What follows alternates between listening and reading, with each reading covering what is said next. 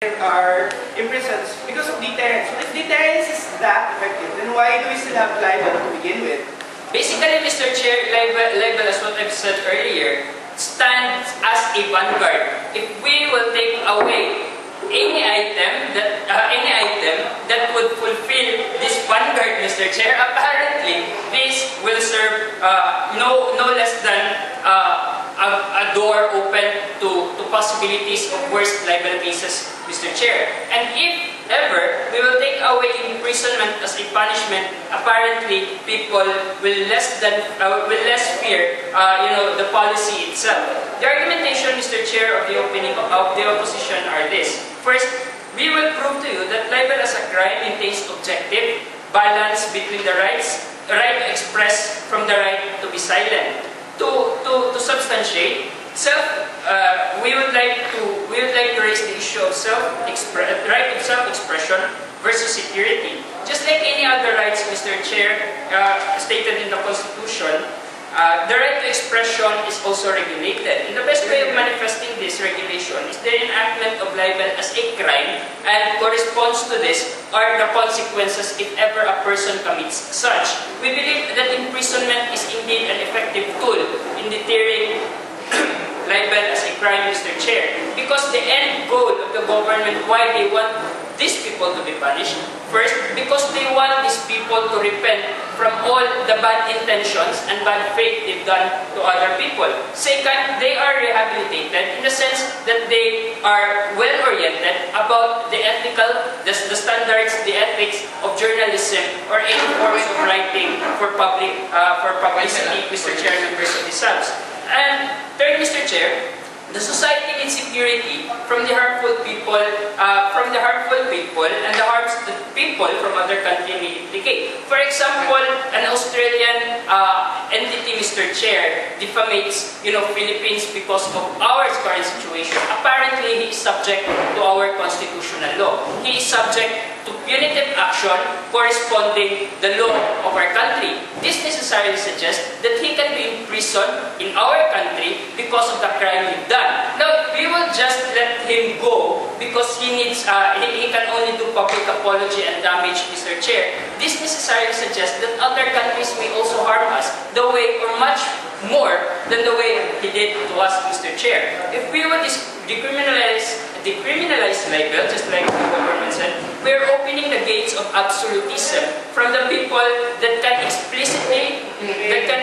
can write explicit materials against each other,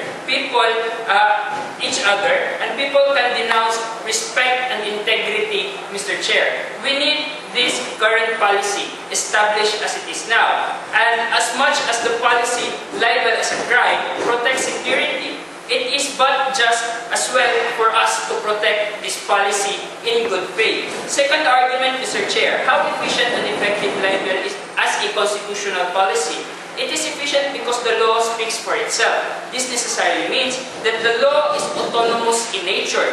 We believe that the extent that can bring justice to the people who are subjected to intentions of degradatory and malicious writings. We believe that imprisonment is the best punitive action that will be implicated to the person or the aggrieved party.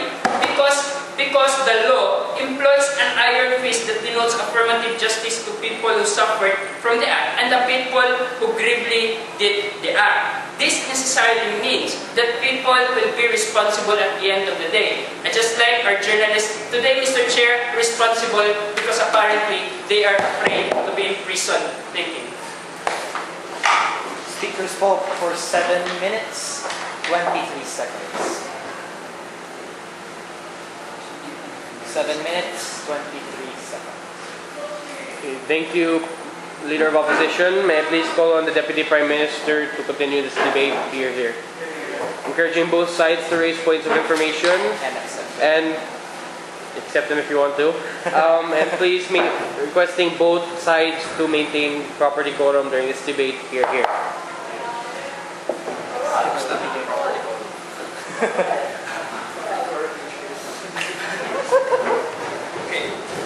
Still on the motion that this house would decriminalize libel. The other side's goal is number one, to make these committers of libel repent from any bad doings that they have done to the opposing side. Second, they want to rehabilitate these committers, and lastly, they want to secure the society on these kinds of attack coming from journalists at the end of the day. But we question, are these kinds of goals not achieved by our side in this debate? Because we have given three mechanisms. Number one, we want to make these people pay for the damages that they have done monetarily, but not through living inside prison cells. Second, we want them to have public apology to correct all the things that they have stated that are wrong against the other person whom they are attacking to. Then therefore, on those kinds of mechanisms, we are already correcting, at the same time punishing the person who has committed the crime. And second, we are trying to rehabilitate the personality that has been attacked by the committer of libel. Therefore, we have achieved two of those goals already. In terms of security, I will prove to you that people are more secured using our mechanism compared to theirs at the end of the day. Because I will prove to you that their mechanisms and the status quo mechanism really is not effective at the end of the day. Let us question how much or how many of the people or how many of the journalists each day has committed libel here and there. Still, it's very high, ladies and gentlemen. Therefore, we cannot say that just by making this as a crime and imprisoning people who commit libel makes journalists afraid of libel itself, ladies and gentlemen. Therefore, what we need to do is, number one, to correct these people's actions by making them more responsible towards whatever they say towards other people, by making them apologize if ever they have committed something wrong towards other persons. Now, let's talk about the second argument coming from the leader of the opposition. He was trying to tell us that we are trying to abolish any form of vanguard. But we are telling you, we are not just giving vanguard, we are giving heart of Taras in this debate, ladies and gentlemen. We did not leave the problem unattended in this debate. Because we believe that there really is a problem, but on how we label those who commit this problem is really wrong, and how we correct the damages is really detrimental towards the one who committed the crime, and it's not even effective at the end of the day. It does not correct those who commit libel at the end of the day. Please sit down. Now, I have two arguments in this debate. Number one, on our mechanism creates greater damage towards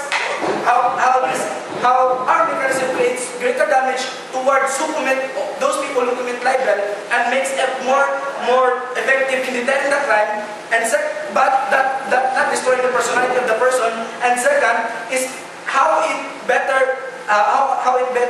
make the journalists more responsible in their journalism. But before I proceed to that, yes. Already you have told us that, hey, imprisonment may not work. How much more if those imprisonment is being taken? How much more will their libel suit or imprisonment be more effective if there is no imprisonment? Thank you, Stephen. I have already thought about that question before. He has already stated that. Now, let's go to my argument, ladies and gentlemen. My argument is the answer towards the POI of the yellow, right? Now, we are trying to have means and ends in this debate. We are comparing the means of the other side towards our side in going to the end of having people repent on their crimes. Second, how we rehabilitate these people, and third, how we secure society towards these kinds of attack. Now, we have better means of deterring libel, and is to make journalists admit that she lied, because journalists rely on their personality as their work. They depend upon how much people trust them. Then therefore, if no one listens to them because no one trusts them, then therefore they have no job at all. They cannot be journalists if their personality or the trust of the society towards them is being destroyed already. Now, if you try to make them publicly apologize that they lied and they were wrong about the right things that they have done, then therefore you are trying to attack their integrity as a journalist and not their personality at the end of the day. Therefore, it's more effective in deterring libel, because libel is not about the personality of the person. It's more